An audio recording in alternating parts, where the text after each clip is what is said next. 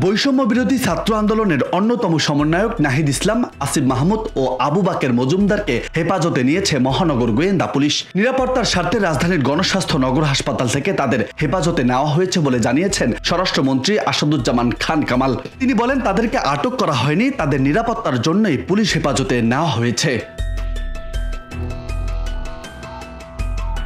হাসপাতালে থাকা নাহিদের স্বজনরা জানান, বেলা 3:30টার দিকে আইন শৃঙ্খলা রক্ষাকারী বাহিনীর সদস্য পরিচয় দিয়ে একদল লোক এসে নাহিদকে তুলে নিয়ে যায়। পরে আসিফ ও বাকেরকেও নিয়ে যায়।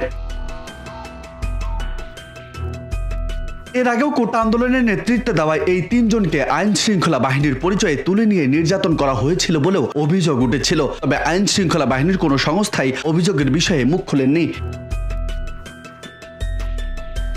নাহিদের অভিযোগ ছিল 19 জুলাই মধ্যরাতে খিলগাঁওয়ের নন্দীপাড়া থেকে তাকে তুলে নেওয়া হয়। ব্যাপক নির্যাতন চালিয়ে পরে 21 জুলাই ভোরে পূর্বাঞ্চল এলাকায় তাকে ফেলে যাওয়া হয়। অপর 2 সমন্বয়ক আসিফ ও বাকেরকেও 19 জুলাই তুলে নেওয়া হয়েছিল বলেও অভিযোগ উঠেছিল। 5 দিন পর 24 জুলাই আসিফকে হাতিরঝিল ও বাকেরকে ধানমন্ডি এলাকায় ফেলে যাওয়া হয়।